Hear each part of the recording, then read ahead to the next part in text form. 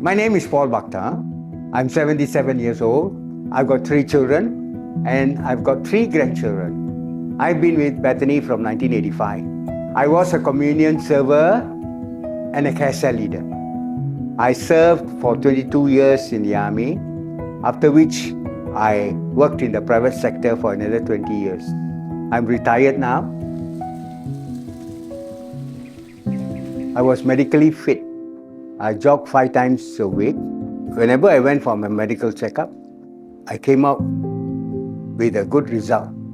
In 2020, when I went to IJN for a medical checkup, I was asked to do an angiogram. After the angiogram, it was found that I had one artery 100% blocked.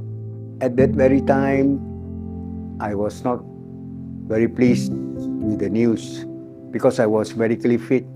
I never thought that I could have this blockage in my artery. The question of God came to me, why me? And I was quite unhappy with the results, but nevertheless, I had to go through this clearing of the heart to put the stent in. And whether he can take it or not, and how long it will be. So, and after hearing this, of course, I informed my children, and we start praying, and we also told the cell members, and we came together and we prayed every week, and we had a few of our friends who came in Zoom, and we prayed every day for him. But of course, after the surgery, I'm not allowed to move until the next morning. So the next morning, I woke up, and then I realized that I was alive. After overcoming his illness, he didn't expect to face any more challenges. But just 2 years later, he was confronted with another trial. After 2 years, beginning of January 22, I had a lot of difficulties, especially in sleeping. Could not sleep at night, shoulder pain, feeling breathless, and body ache.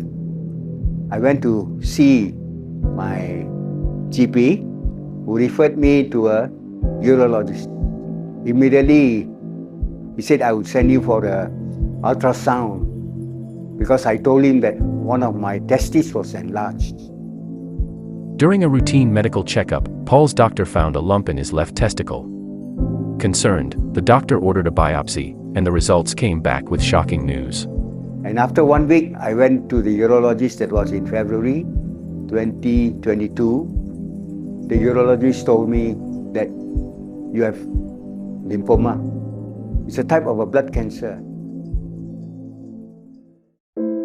And he told me that I had to undergo treatment. There was a lot of questions raised in my mind. Why? Why so many things are happening to me? So the fear of death is there. It was like a death sentence to me.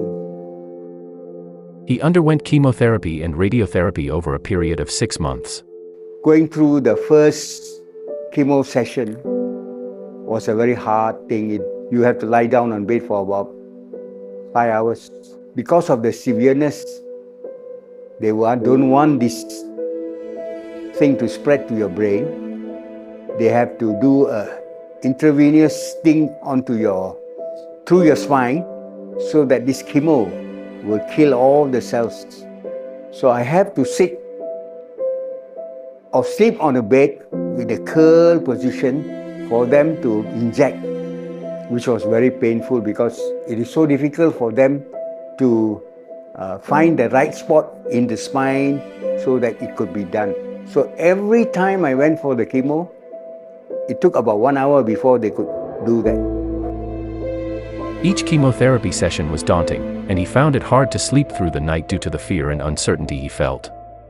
But in those moments, he turned to God's word for comfort and reminded himself of God's faithfulness. At this time when you're lying down, memory verse is the most important words that comes into your mind. You keep praying, and you keep calling on God, because you have nothing to do. You see a blank wall on top the ceiling. What else can you think about? You're thinking about food. You cannot eat food. Nothing you can do. Only thing you think about Christ.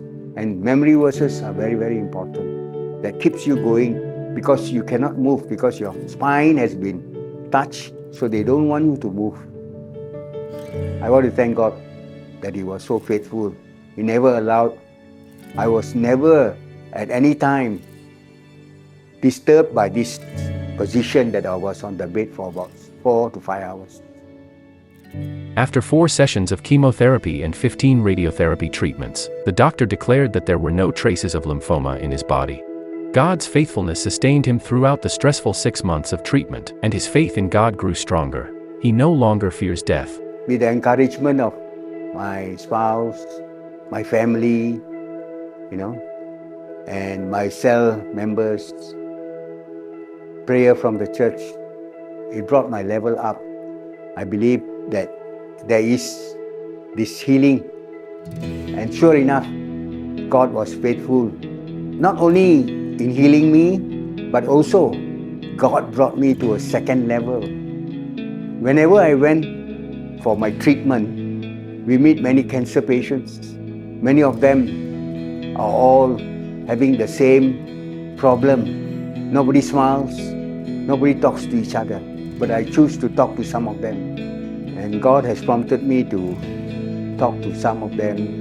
Even I asked some of them, can I pray for you? That was one of the strengths that God has given me.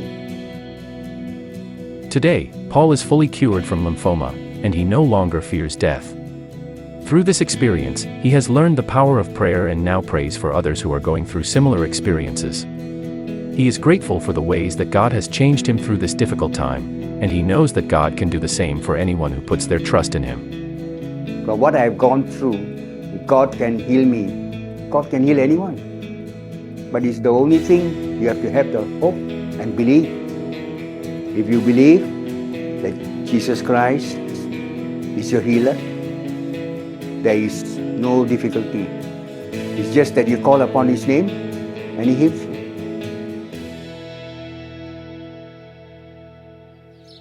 It is not my time yet.